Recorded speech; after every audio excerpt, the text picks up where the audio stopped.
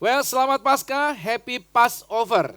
Kalau kita berkata selamat Paskah, Happy Passover, karena Passover itu bicara tentang artinya melewati sudah Passover.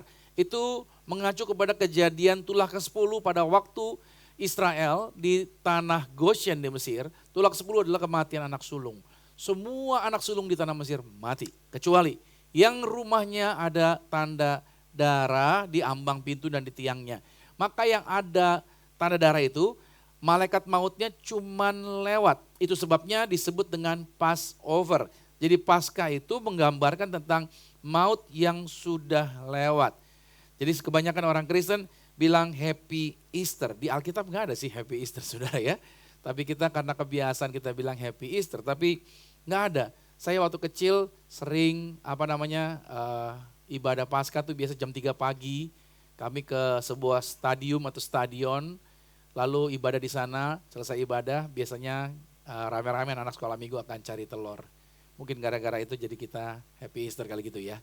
Makanya kita pikir Paskah jadinya bicara nyari telur. Sebenarnya itu sekedar buat kita anak-anak lebih semangat lah di dalam merayakan hari Paskah. Well, kita sekarang sudah ada di bulan April. Kita kasih tepuk tangan dulu yang luar biasa. 2026 kita bisa lewati dari Januari, Februari, Maret. Sekarang kita di bulan yang keempat di bulan April. Dan ini dia target kita di sepanjang bulan April, kita berbicara mengenai salib dan kebangkitan. Jadi saya berharap Bapak Ibu Saudara kita semua memahami, mengerti, memandang salib dengan benar, mengartikan kebangkitan itu dengan benar. Karena tiap tahun kita merayakan kan, tiap tahun kita merayakan salib, merayakan tentang kebangkitan Kristus, kematian Kristus dan lain sebagainya. Nah saya berharap di bulan ini kita akan terus berbahas dan Bapak Ibu Saudara bisa mengerti dan menangkap pesan firman Tuhan tentang salib itu sendiri dan apa itu kebangkitan. Dan di minggu yang pertama ini kita berbahas mengenai the eternal plan. Tuhan kita tuh punya master plan, punya rencana yang kekal gitu saudara. Tuhan kita bukan tahu bulat, bukan dadakan, tapi Tuhan kita adalah Tuhan yang terencana, the eternal plan. Salib bukan reaksi, salib adalah rencana kekal. Baik, kita lihat dulu di dalam Efesus 3 pada ayat yang ke-11 dari terjemahan bahasa Indonesia sehari-hari dikatakan, Allah melakukan itu sesuai dengan rencananya yang kekal, yang dilaksanakannya dengan perantaraan Kristus Yesus Tuhan kita. Nah di hari ini saya ingin kita memahami satu kebenaran yang sangat penting sekali, yaitu bahwa keselamatan yang kita terima itu bukanlah improvisasi. Tapi keselamatan yang kita terima itu adalah rencana kekalnya Tuhan. Kenapa saya katakan begini? Karena di dalam konsep berpikir kita, manusia jatuh dalam dosa, dunia jadi rusak, oke. Lalu setelah dunia rusak, kemudian Tuhan buat rencana penyelamatan. Seolah-olah karena kita dosa, maka rencana keselamatan Tuhan adalah plan B-nya Tuhan. Ngerti ya plan B ya? Kita kalau buat rencana ada plan A, kalau gagal berarti plan B. Nah di sini yang menarik, seolah-olah kalau manusia jatuh dalam dosa, lantas Tuhan mulai berkata begini, ya manusia yang saya buat ternyata dosa gitu. Sekarang bagaimana ya? Nah makanya timbullah salib. Salib karena dianggap sebagai plan B. Nah kalau kita berpikir seperti hal itu saudara, maka tanpa sadar Tuhan terlihat seperti ini nih, pemadam kebakaran. Saudara tahu nggak pemadam kebakaran kalau datang kapan?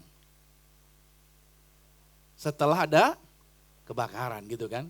Jadi seolah-olah karena adanya dosa baru adalah salib gitu loh untuk keselamatan kita. Padahal Alkitab memberikan gambaran yang sangat berbeda. Tadi sudah saya katakan salib bukan improvisasi. Salib adalah rencana kekalnya Tuhan. Sama-sama katakan dengan saya, salib bukan improvisasi. Salib adalah apa? Ya, nah dengan demikian berarti cara pandang kita akan berbeda nih dalam melihat keselamatan itu sendiri. Kalau keselamatan itu memang sudah dirancang sejak awal, oh bukan berarti karena saya dosa makanya dibuatlah keselamatan.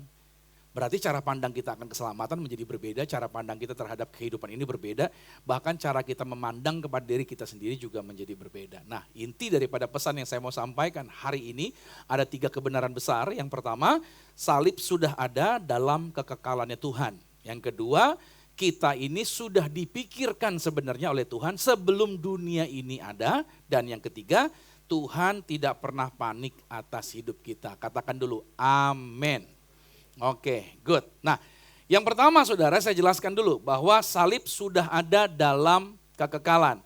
Kita lihat dulu dalam Wahyu 13 ayat yang ke-8.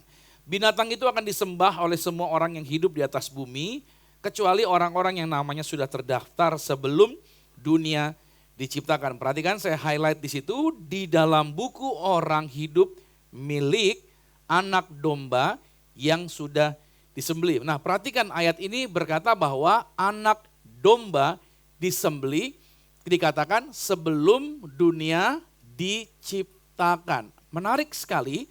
Dari terjemahan bahasa Indonesia sehari-hari ini, kita bisa melihat, kalau bagi kita manusia, dalam timeline-nya kita, peristiwa penyalipan berapa tahun yang lalu saudara? Ya, 2000 tahun yang lalu dalam timeline-nya kita. Tapi dalam timeline-nya Allah, salib itu sudah ada sejak bahkan sebelum dunia ini ada. Wah, kok bisa begitu ya? Inilah cara kerjanya Tuhan yang berbeda dengan apa yang kita pahami. Peristiwa penyalipan atau Kalvari memang ada di dalam sejarah. Tetapi salib itu sendiri adalah keputusan kekalnya Tuhan. Jadi Tuhanlah yang merancangkan salib dari sejak awalnya saudara. Karena Tuhan adalah Tuhan yang maha tahu. Katakan sama-sama Tuhan yang maha tahu. Tuhan tahu nggak bahwa Adam dan Hawa bisa jatuh dalam dosa? Tahulah. Tuhan tahu nggak saudara punya kekurangan? Tuhan tahu nggak saudara punya kelemahan? Kenapa tetap diselamatkan? Kenapa tetap diizinkan melayani Tuhan? Itu maksud saya. Tuhan itu Tuhan yang kekal. Dia Tuhan yang berkemampuan, dia Tuhan yang mampu mengatur waktu semua seturut dengan apa yang sudah dia rencanakan. Jadi walaupun salib itu adalah hukuman yang dibuat oleh orang Romawi terhadap penjahat kelas berat, saudara. Orang Romawi jago dalam menyiksa orang. Saudara, kalau Yesus itu disiksa, sebenarnya saudara kalau ngerti urutannya, Anda ngeri.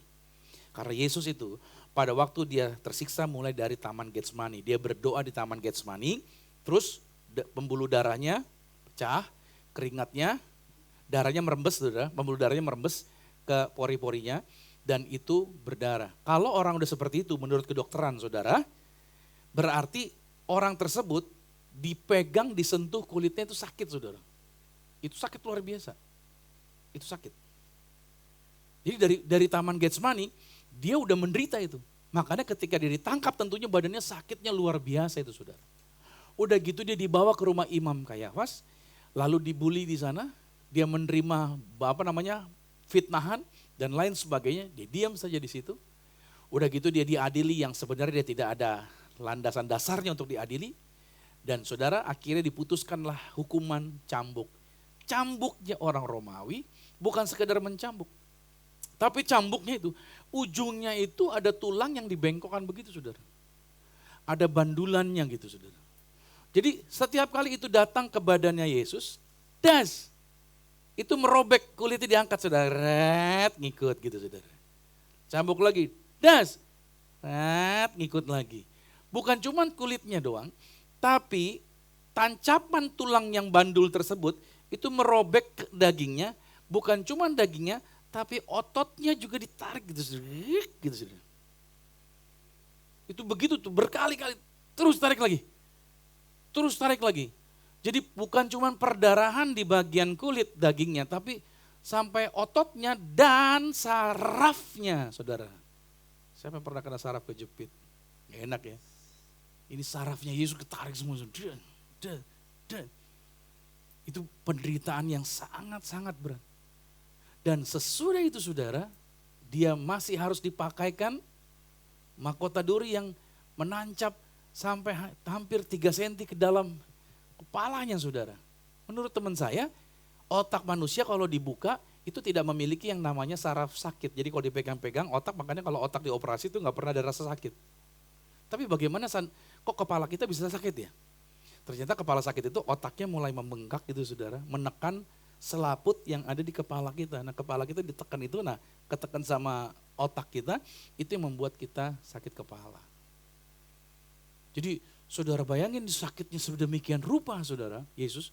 Udah begitu dia harus angkat peti bulumnya, itu artinya kayu balok yang akan jadi salibnya dia, dipanggul dan itu bergerak terus sepanjang jalan, itu merobek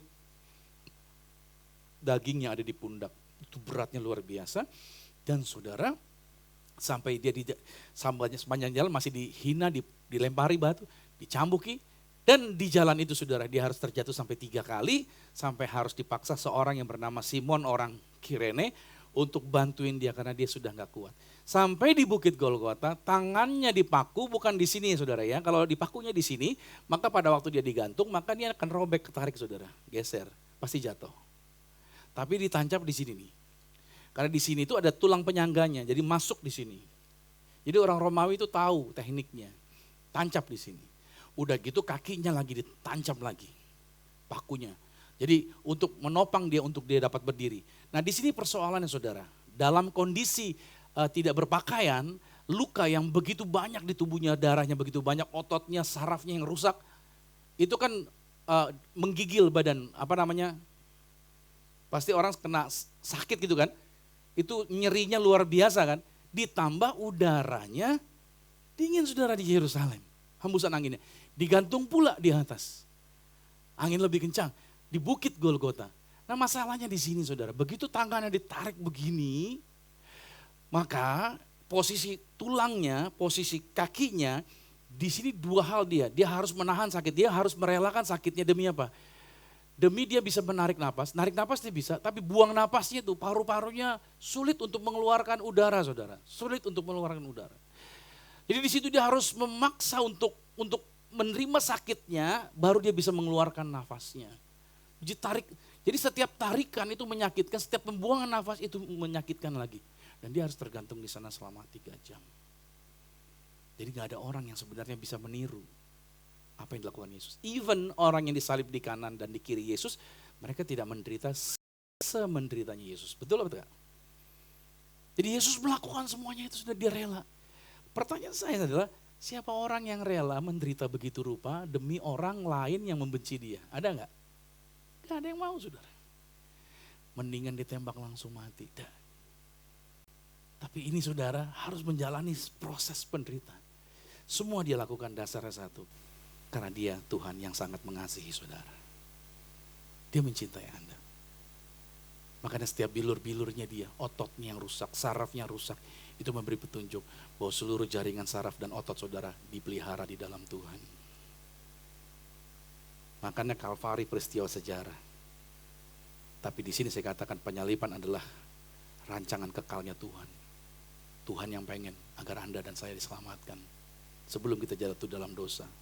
Makanya dosa manusia bukan kejutan. Tuhan gak terkejut, ya dia dosa gitu.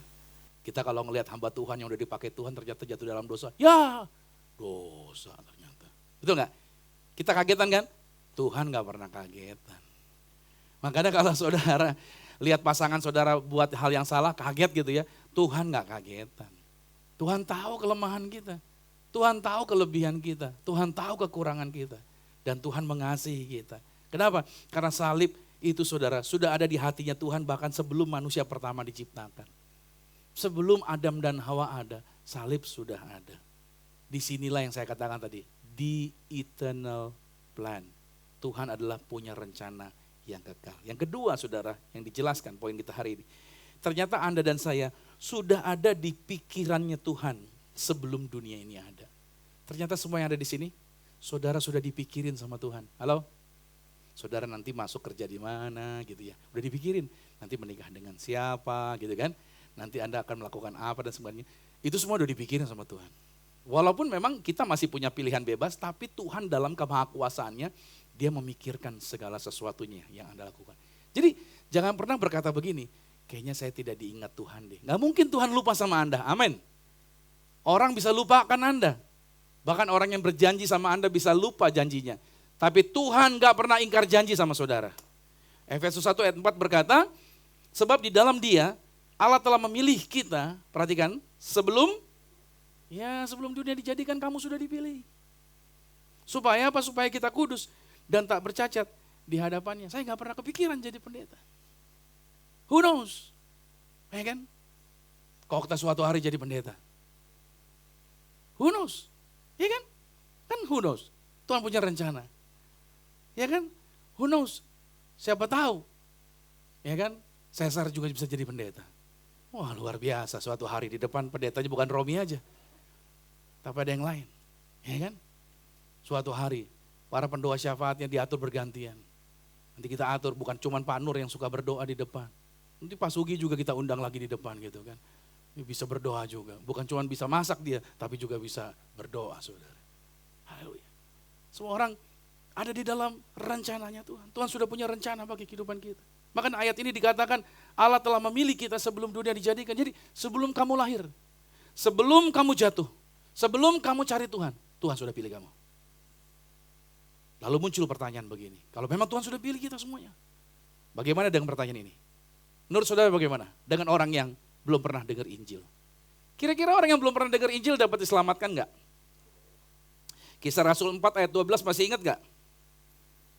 Di bawah kolong langit ini, tidak ada nama lain yang di dalamnya orang dapat diselamatkan kecuali di dalam nama Kristus Yesus Tuhan, Injil. Berarti orang itu harus mendengar Injil. Berarti kalau orang tidak dengar Injil, ya nggak diselamatkan, saudara. Betul. Tapi di sini yang menariknya adalah, berarti Tuhan nggak adil dong. Kalau hanya orang yang terima Injil, yang belum terima Injil, ternyata tidak diselamatkan. Ternyata saudara, Alkitab berkata, semua orang di muka bumi ini, semuanya telah diterangi sama Tuhan. Nggak ada orang yang nggak diterangi, nggak ada orang yang nggak dikasih petunjuk. Makanya engkongmu, opungmu, tetanggamu, semua siapapun itu, semuanya sudah diterangi. Ya kan? Siapapun itu. Mau tantemu, omu, encang, encing, engkong gitu semua. Semuanya udah diterangin, dikasih penerangan. Lihat nih, Roma 1 bilang begini, ayat 19. Karena apa yang dapat mereka ketahui tentang Allah nyata bagi mereka. Ini orang-orang tadi. Sebab Tuhan telah menyatakan dirinya kepada mereka. Ayat 20-nya. Sebab apa yang tidak nampak dari Tuhan, yaitu kekuatan Tuhan yang kekal. Mungkin gak lihat itu, keilahian kekalnya Tuhan yang kita kenal seperti Yesus. Ya, di dalam Yesus. Itu ternyata dapat nampak kepada pikiran dan karyanya Tuhan sejak dunia diciptakan. Sehingga mereka tidak dapat berdalih. Nah, dari teks ini menjelaskan bahwa Tuhan itu menyatakan dirinya melalui ciptaannya. Apa ciptaan Tuhan? Binatang, kenapa gajah kok badannya gede, ada belalainya? Kenapa jerapah kok lehernya panjang? Kenapa singa atau macan kok berbelang-belang? Ya kan? Kenapa binatang simpanse bisa pinter cerdas? Kira-kira ada pertanyaan yang timbul di dalam pikiran manusia nggak ketika melihat ciptaan-ciptaan Tuhan tadi? Berarti ada yang bikin ini dong. Ada yang ciptain ini dong. Oke. Ketika kita lihat gunung, indah ya gunung, bagus ya, luar biasa. Siapa yang ciptain gunung, saudara? Halo? Kok langit kita bisa melihat bintang begitu banyak bertaburan? Siapa yang bikin tuh bintang-bintang? Ya kan? Kok bisa ada awan yang bergerak begitu? Ada hembusan angin yang sepoi-sepoi dingin yang bisa menyejukkan? Itu kan sebuah petunjuk. Disitulah Tuhan menunjukkan terangnya melalui ciptaannya. Ya, oke, dari ciptaan nih. Satu lagi dari apa? Dari hati nurani. Setiap orang punya hati nurani, betul nggak? Ada suara yang berbicara tentang baik dan salah. Betul? Mana yang benar, mana yang tidak benar. Semua berbicara. Meskipun orang itu masih menyembah berhala, masih manggil papatian, dan lain sebagainya. Tuhan udah kasih petunjuk terang sama dia. Pasti. Dan setiap orang diberikan yang namanya kesadaran moral. Halo, betul gak? Itu merupakan terang petunjuk Tuhan. Mazmur 19 pada ayat yang kedua berkata, langit menceritakan kemuliaan Tuhan dan cakrawala memberitakan pekerjaan tangan. Jadi pasti ada orang yang begini, siapa yang bikin ini semua ya, kok bisa ya gitu. Nah, pertanyaan gini, kalau begitu orang-orang tadi mereka bagaimana mereka bisa mengenal Tuhan? Kan gak ada yang nginjilin dan lain sebagainya. Di sini kuncinya saudara, bukannya Tuhan gak mau nginjilin mereka. Kuncinya adalah ketika Tuhan kasih petunjuk ini, harus ada respon. Karena manusia diciptakan dengan pilihan bebas. Kita harus merespon. Respon kita begini, saya penasaran loh, kok ini bisa ya? Kok ini bisa ada ya? Kok Oh ciptaan ini bisa ada. Nah begitu Anda respon seperti itu, baru terang Tuhan datang tuh. Dikiriminlah pendeta Romi Matulesi ke rumah Anda. Gitu saudara. Nggak percaya. Tuh tanya sama Korudi itu. Dia nggak percaya Tuhan saudara. Nggak percaya Tuhan dia. Ya kan? Tapi dia punya penasaran. Melalui adiknya saya diundang ke rumahnya, ketemulah saya sama dia. Saya nginjilin dia. Dari situ dia penasaran cari Tuhan. Karena penasaran makin Tuhan terangin lagi. Pokoknya orang yang penasaran sama Tuhan makin diterangin lagi. Ini makanya sama Tuhan bikin saudara harus penasaran sama Tuhan. Amin. Kenapa begini? Kenapa begini? Ah bagus tuh. Tuhan kasih terang lagi tuh. Tuhan kasih terang lagi tuh. Masih ingat gak Cornelius dalam Kisah Rasul pasal 10? Orang Romawi yang bukan orang Yahudi, orang kafir, tapi dia menyembah Tuhan. Tuhan kasih mimpi lu sama dia. Untuk datang ke siapa? Datangin Petrus. Petrus yang nginjilin datang dijemput nih 2 hari perjalanan saudara. Petrus datang ke dia. Itu maksud saya saudara. Gak ada orang yang tidak diterangi sama Tuhan. Halo. Walaupun engkongmu ada di dalam tempat berhala, tetap dia akan diterangin sama Tuhan. Di tempat manapun mereka sedang menyembah dewa manapun, mereka tetap diterangi sama Tuhan saudara. Masalahnya bukan mereka gak bisa diselamatkan. Orang-orang tadi mereka menolak terang, menolak petunjuknya. Itu yang membuat mereka gak selamat. Roma 1 ayat 21, sebab sekalipun mereka mengenal Allah, mereka tidak memuliakan dia sebagai Allah atau mengucap syukur kepada dia. Sebaliknya, pikiran mereka menjadi sia-sia. Hati mereka yang bodoh menjadi gelap. Mereka menolak hati nuraninya. Mereka menolak terang yang dari langit ciptaan yang Tuhan sediakan. Sekalipun mereka mengenal Allah, tapi manusia gak memuliakan Tuhan. Saya mundur ya, ayat 18-nya dikatakan begini. Sebab murka Allah nyata dari sorga atas segala kefasikan dan kelaliman manusia yang menindas kebenaran dengan kelaliman. Artinya mereka menolak kebenaran. Itu yang membuat mereka tidak diselamatkan. Sampai sini saudara percaya Tuhan adil? Itu semua orang sebenarnya dikasih terang. Jadi sebelum orang mati saudara, sudah dikasih terang. Pertanyaannya, dia penasaran gak cari Tuhan? Atau dia cari uang terus? Memperkaya diri dia terus? Dia tolak terus? Padahal orang di sekitarnya sudah diberikan tanda dari orang-orang sekitarnya bahwa Tuhan mau berbicara dengan dia. Tapi dia tolak terus saudara. Tapi selama orang itu masih bernapas, masih ada kesempatan. Tapi begitu yang nafasnya itu selesai, ya udah. Tapi kesempatan dikasih gak sama Tuhan? Dikasih. Sampai sini saudara paham. Yang ketiga sekarang lihat. Penjelasan yang ketiga, Tuhan gak pernah panik. Sama-sama katakan Tuhan tidak pernah panik. Kita yang panik saudara. Kita panik ketika dosa terjadi. Aduh panik kita. Saya diterima Tuhan gak ya? Saya dikasih Tuhan gak ya? Kita yang panik pada waktu kita gagal. Kita panik, aduh masa lalu saya buruk dan lain sebagainya. Dan kita berpikir ketika kita mengalami kepanikan, kita mulai bertanya, Tuhan, apakah Tuhan masih punya rencana bagi hidup saya? Menurut saudara, Tuhan masih punya rencana gak bagi hidup Anda? Masih lah. Banyak rencana Tuhan bagi hidup Anda, amin. Dia punya rencana-rencana yang dahsyat bagi hidup kita. 1 Petrus 1 ayat 20, ia telah dipilih sebelum dunia dijadikan, tetapi karena kamu baru menyatakan dirinya pada zaman akhir. Ayat ini menekankan, Yesus telah dipilih sebelum dunia ada. Jadi Tuhan sudah punya rencana bagi hidup Anda. Jadi Yesus bukan sekedar mati menyelamatkan Anda untuk masuk surga. Tapi Yesus menyelamatkan saudara agar hidup saudara di bumi ini menjadi hidup yang berkemenangan, hidup yang bermanfaat, hidup yang berdampak, hidup yang orang dunia bisa melihat Tuhan bekerja di dalam kehidupan Anda. Yang tepuk tangan masuk surga. Haleluya. Puji Tuhan. Haleluya. Ini penting, makanya saudara harus pahami baik-baik. Tuhan gak pernah panik sebelum manusia jatuh, Allah sudah siapkan juru selamat. Sebelum dosa masuk, Tuhan sudah menyiapkan pengampunan. Jadi sebelum selat Hormuz ditutup, berkat-Mu sudah disediakan. Halo, kenapa kita jadi stres dengan selat Hormuz?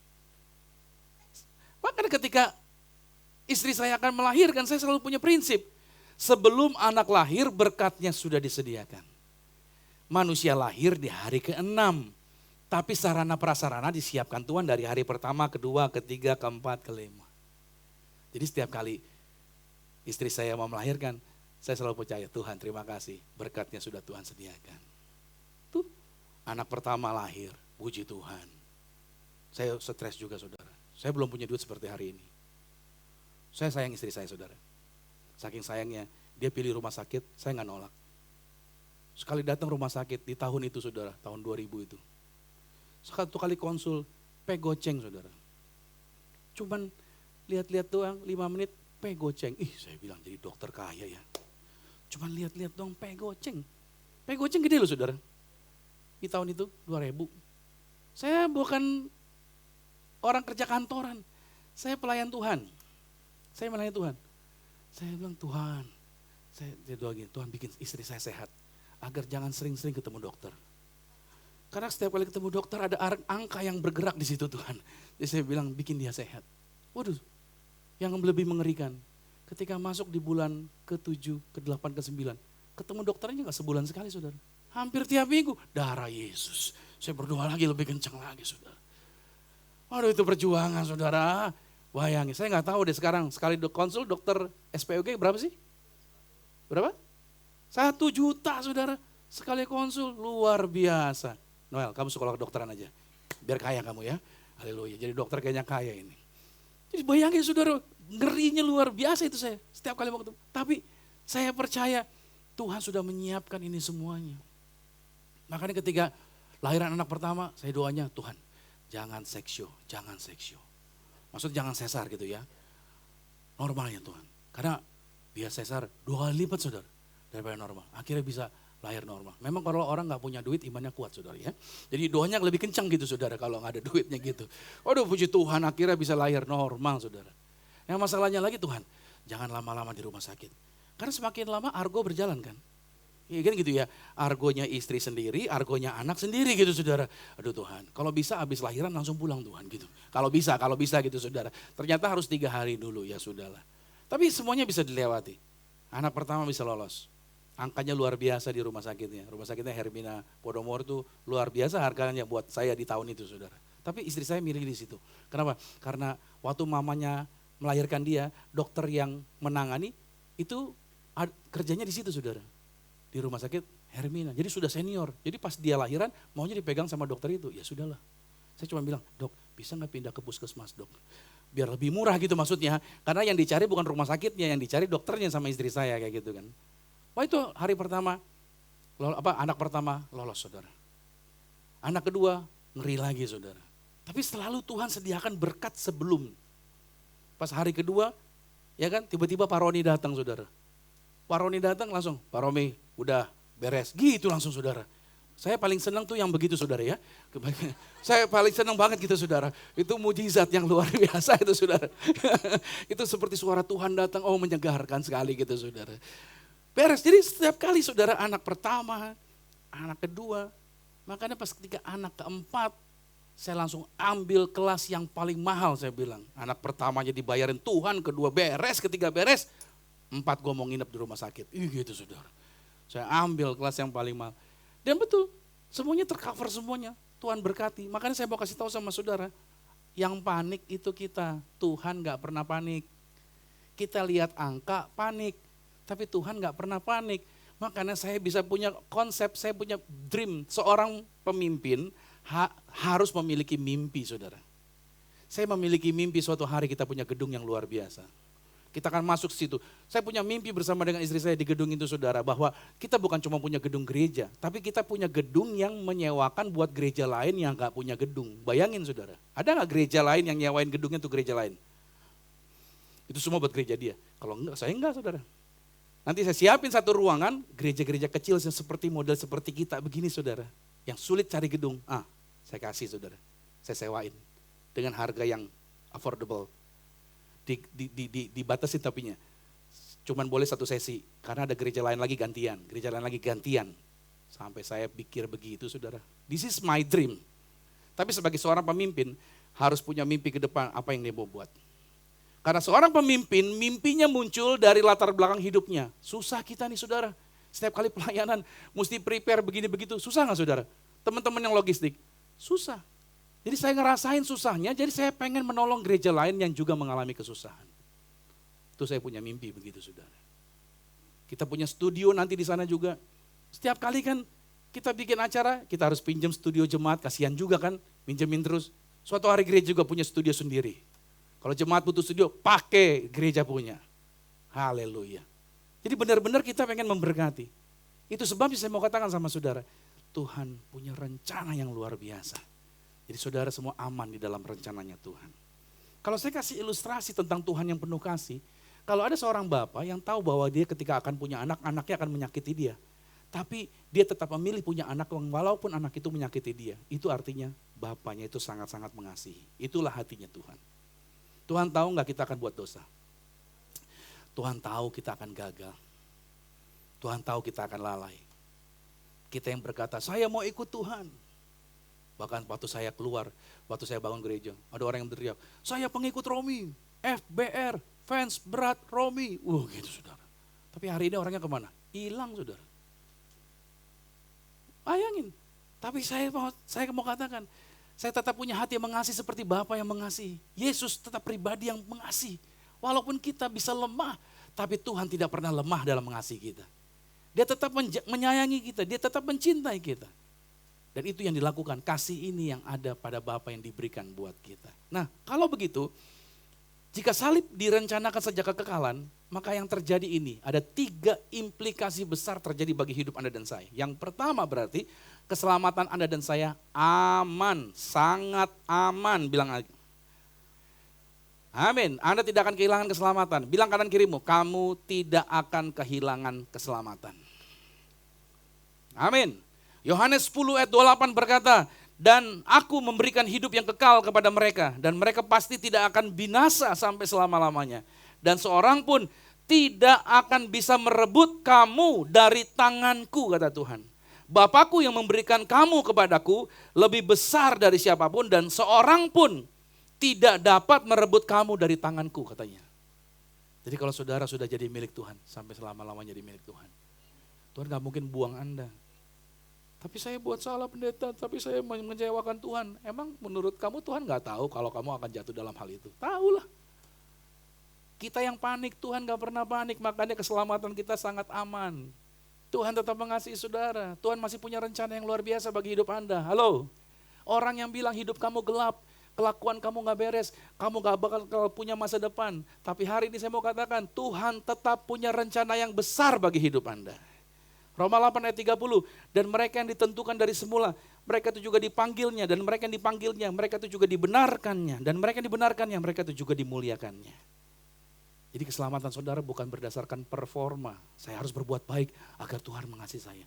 Bukan, saya hanya bisa berbuat baik karena Tuhan telah berbuat baik terlebih dahulu buat saya. You cannot give what you don't have. Kamu gak bisa kasih orang 1 juta kalau di ATM kamu isinya 100.000. Saya harus kasih dulu kamu 2 juta, maka ketika ke ATM kamu ada 2 juta, dan kamu bisa keluarin 1 juta buat orang. Paham sampai di sini? Kamu hanya bisa memberi ketika kamu sudah menerima dari Tuhan. Yang kedua, kasih Allah itu sangat dalam. Sebelum kita berdosa, Tuhan sudah menyiapkan pengampunan. Sebelum kita jatuh, Tuhan sudah menyiapkan salib. Hebat ya. Jadi sebenarnya Tuhan sudah menyiapkan rancangan keselamatan buat Anda. Yeremia 31 ayat 3, dari jauh Tuhan menampakkan diri kepadanya. Aku mengasihi engkau dengan kasih yang kekal, sebab itu aku melanjutkan kasih setiaku kepadamu. Perhatikan yang saya highlight.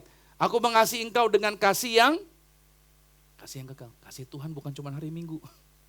Kasih Tuhan bukan cuma di hari Paskah. Tapi kasih Tuhan selama-lamanya. Jadi hari ini semua Anda dikasihi Tuhan. Kapanpun waktunya dikasih Tuhan. 1 Yohanes 4 ayat 19, kita mengasihi karena Tuhan terlebih dahulu mengasihi kita. Makanya saat saudara bertanya, Tuhan masih mengasihi aku enggak? Ini jawaban Tuhan. Aku sudah mengasihimu sejak sebelum dunia ada. Jadi jangan pernah berpikir saudara enggak dikasihi Tuhan. Saudara di PHP ini ya, Anda ditinggal kabur orang ya. Tapi Tuhan tidak pernah meninggalkan saudara. Tuhan tidak pernah melupakan Anda. Tuhan yang sangat mengasihi saudara. Implikasi yang ketiga, ini menjadi bagian yang penting bagi setiap kita. Hidup kita bukan kebetulan, sama-sama katakan hidup saya bukan kebetulan. Ya, semua yang terjadi gak ada yang kebetulan. Saya mau ingatkan saudara 2 ayat ini yang pernah saya bawakan. Efesus 2 ayat 10 berkata, Karena kita ini buatan Allah, diciptakan dalam Kristus Yesus untuk melakukan pekerjaan baik yang dipersiapkan Tuhan sebelumnya. Jadi semua hal yang saudara lakukan, semua yang terjadi, semuanya sudah dipersiapkan Tuhan. Bilang amin dulu nih. Dan Tuhan mau supaya kita hidup di dalamnya. Roma 8:28 kita tahu sekarang bahwa Tuhan turut bekerja dalam segala sesuatu untuk mendatangkan kebaikan bagi mereka yang mengasihi Dia, yaitu mereka yang terpanggil sesuai dengan rencana Allah. Kata kebetulan dalam bahasa Inggris itu disebut dengan coincidence. Dua kata di sini, kata co dan kata incidence. Co itu bersama-sama, incidence itu kejadian. Jadi disebut dengan kejadian yang terjadi berbarengan. Saudara mungkin pernah gak ngalamin, saudara lagi mikirin, siapa ya teman-teman gua yang SMA ya, atau teman-teman kuliah, gue pengen reuni lu, tapi gue udah lupa ya, di mana mereka ya, dan lain sebagainya. Suatu ketika saudara pergi ke apotik, begitu saudara sampai di apotik, saudara ketemu teman kuliah saudara. Dan teman kuliah saudara ngobrol sama Anda, ternyata mereka sedang merancangkan mau bikin acara reunian. Saudara lagi nyari teman untuk bisa tahu bisa reunian, teman saudara lagi nyari orang-orang untuk diundang reunian. Apakah ini kebetulan? Nah, saudara lihat deh, ketika saudara menginginkan sesuatu, saudara berharap sesuatu gitu, saudara berpikir terus, saudara akan dibawa kepada pertemuan yang tak terduga. Saudara pengen bangun bisnis ini gitu. Saudara nanti ketemu dengan orang yang memang butuh yang bareng sama saudara. Tapi intinya gini, saudara mesti berpikir dulu gini, saya mau ini nih, mikirin terus. Nanti ada orang itu akan entah saudara dibawa ke jalurnya dia, atau dia nanti dibawa ke jalurnya saudara. Itu cara Tuhan. Tuhan bisa bikin rancangan yang luar biasa. Saya bangun gereja gini, kok tiba-tiba bisa ketemu dengan mereka? Kalau saya nggak bangun gereja, nggak bakal ketemu. Tapi ketika saya bangun pelayanan, ketika saya berpikir terus bangun gereja, berpikir dengan tim yang solid, tim yang bisa memberkati, satu-satu ketemu timnya saudara. Ketemu pemusiknya, dari satu pemusik ini ke pemusik berikutnya. Ketemu lagi dengan orang-orang yang memang punya kerinduan yang sehati, yang sama. Dengan apa yang saya pikirin, saya dipertemukan dengan orang-orang tersebut saudara. Dan kita bisa berjalan bersama. Di sini saya mau katakan bahwa saudara, kejadian-kejadian satu dengan yang lainnya itu digabung sama Tuhan dan dibuat terjadi atas kehidupan Anda yang punya kerinduan dalam sesuatu yang besar. Kalau kehidupan kita cuma bengong-bengong aja, ya mengalir aja lah, mengalir. Anda gak jadi apa-apa.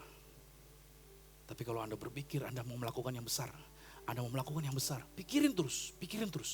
Nanti saudara akan dibawa ke situ. Amin. Satu lagi. Menurut tulisan dari seorang yang bernama, sebentar, ini menarik nih tulisan ini. Ya, John Morley, seorang John Morley berkata, tak seorang pun dapat melebihi batas karakternya. Apa artinya? Artinya gini, kapasitas hidup seseorang pada akhirnya dibatasi oleh kualitas karakter yang dia miliki. Bakat, kesempatan, pendidikan, relasi, itu semuanya bisa membuka pintu menaikkan Anda ke posisi tertinggi. Tetapi karakter menentukan seberapa jauh seseorang bisa bertahan, dipercaya dan naik lebih tinggi lagi. Ini penting sekali. Saya banyak ketemu pemain musik saudara. Jauh lebih hebat dari Dennis. Mainnya. Arranger. Bahkan dia bisa buat musik dengan alat. Tapi kehidupan sampai hari ini saudara, ketinggiannya apa? Segini-gini aja saudara. Jauh dari Dennis. Dennis jauh kemana-mana. Dia di bawah. Padahal skillnya bagus. Kenapa demikian? Karakter saudara. Karakter menentukan ketinggian. Saya mau katakan sama saudara, kita berdoa gini kan, Tuhan berkati saya, promosikan saya, angkat saya lebih.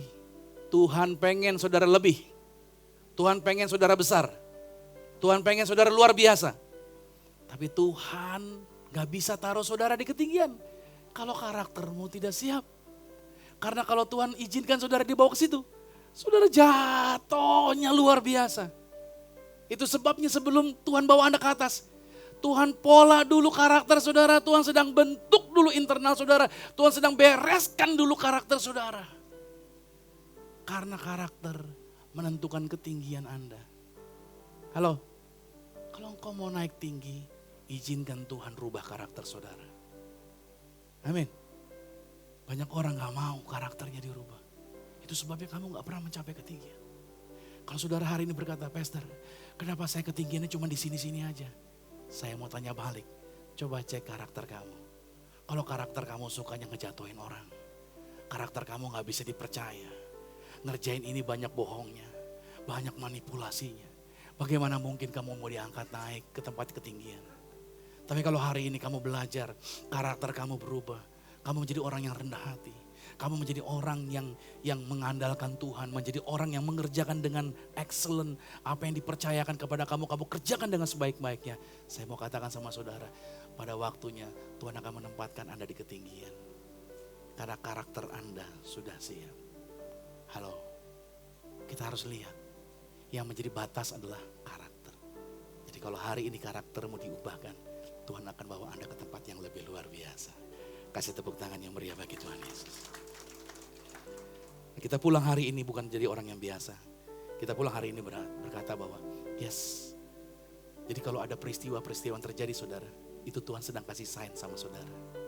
Halo, tiba-tiba bos Anda kok tiba-tiba ngomel gitu? Coba deh saudara, lihat dari kacamata Tuhan. Pasti ada sesuatu yang baik di balik ini. Amin. Situasi apapun yang terjadi, Tuhan itu pakai untuk kasih sign sama Anda. Halo, gak ada sesuatu yang terjadi secara pasti ada maksud Tuhan.